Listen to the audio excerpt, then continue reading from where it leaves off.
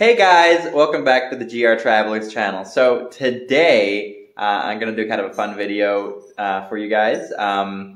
It's going to be things that I do not like about my GR Yaris. Now I'm going to be honest with you, I love the GR Yaris. I actually adore it.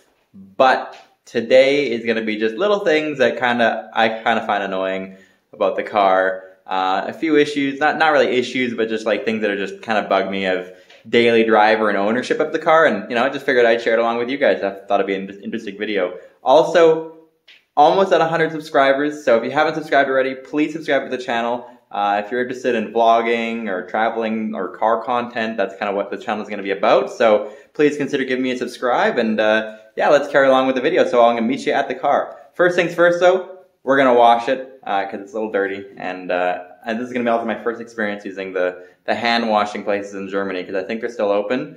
The auto car wash that we used to go to, like the touchless one, I actually want to do a good job this time. I used to be a detailer, so I kind of know how to wash the car, at least a little bit. So we'll make it all nice and pretty and looking new. So I'll see you guys in the car. Best part, every car drive. I love the smart key system in this thing. Being able to just have your key in your pocket and just unlock and get in the car and press the button to start it up. It's awesome. I had that in my Corvette, and I'm really happy we have that again in the Yaris. Okay, I got the Yaris all washed up now. Look how clean that is. Ah, that car looks so good.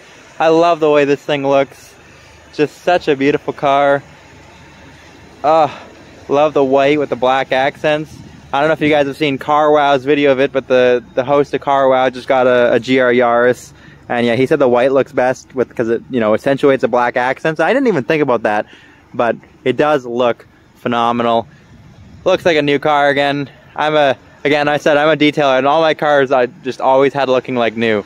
Okay, so basically I clean my car for two reasons. One, because it's fun, and I really enjoy cleaning my car and making it look like new because I'm a detailer. And two, because it's been snowing here a lot in Germany, and they put a lot of salt in the roads, which is good for safety, but bad for corrosion. And I think washing is kind of like a general maintenance thing that everyone should do to their car if they don't want it to rust or they want to have it for a long time, which I plan on owning this car honestly forever. So I want to make sure this car stays clean and nice the rest of its life. So washing it is a good way to get rid of all the salt underneath it and make sure that nothing gets too corroded, and just making sure that she's all a-okay. We've had a couple rainfalls since the snow, so a lot of the salt has washed off the roads. So I figured now is as good a time as any to wash it, and luckily it wasn't that busy, so I got to spend a couple hours and clean it, and now it's all clean. So let's get into some things that I don't like about the car.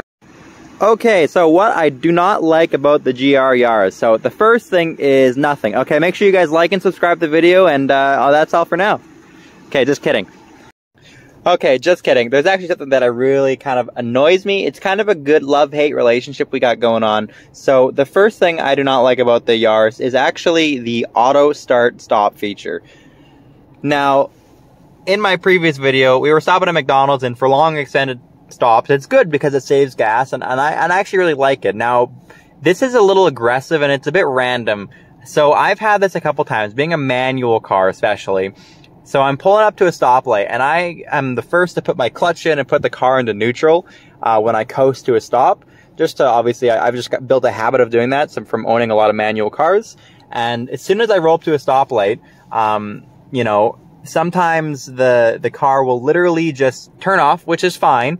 But then literally as soon as I roll up, the light will turn green as I get to the stoplight, often when the car turns off.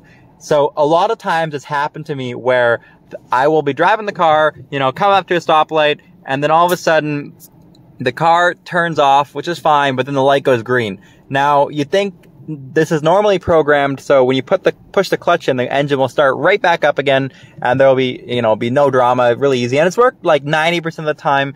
The only annoying thing with it is when the engine turns off, and okay, so I need to go again. So I put the clutch in, and like sometimes I catch it like right as it's turning off. Like so at that moment, the computer is telling the car to turn off. The car will be turning off, but then what will happen is I will go to drive again, but then the car is still trying to turn the engine off while I'm trying to drive. So I'll have the clutch out and be trying to accelerate in first gear, you know, because the light just turned green, but the car is trying to still turn itself off, and the computer is just confused, and then the car will just stall. And that's happened to me, I think, 3 or 4 times already, and it is really annoying because sometimes I just have to turn the car off, press the button, turn it on again, and just like kind of impede traffic for a couple seconds. It's like, no, I'm not an idiot, I didn't stall my car. The car just turned off literally as the light went green. Minor annoyance. I've gotten a lot better at kind of timing it, and I will turn it off, like, you know, for around town and stuff like that. It's more so for like long stops, like in traffic, or, you know, if you're going to a drive-through or something like that. I find that quite useful. But like quick around town driving, especially in these like tight European cities with lots of stop and go, sometimes it can be a little annoying. I've kind of, you know, gotten used to it a little bit more, but when I first got it, holy crap, I just kept stalling it, and I felt like an idiot, but it wasn't me. It was a stupid on-off thing. I kept turning the engine off. I kept trying to go, and I kept stalling.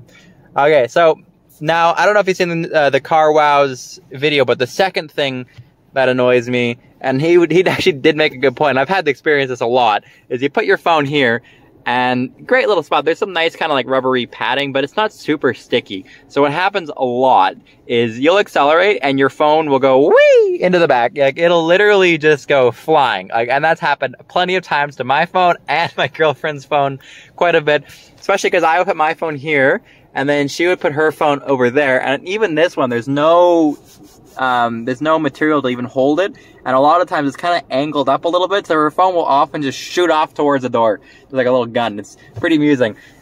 So something that I've just learned to kind of keep my phone. So now what I do is I put my phone where these microfiber cloths are. There's a nice little pouch in there, and I just kind of stick it in there. Obviously, it holds it quite well, and I don't have to worry about corners and stuff. And then the cable for Android Auto is long enough to actually reach back there, which is nice. So yeah, but that's another annoying thing about the car that I found so far. I've actually had people in the rear seats of this car, and they actually fit quite nicely. A lot of people said there was rear headroom, and now I do say that rear headroom is a little tight sometimes, but like, people fit quite nicely, and I was a little surprised about that, especially expecting to pretty much have unusable back seats, but I was able to fit people back there just fine, which is kind of weird. But yeah, so I mean, those are some things I find annoying about the car.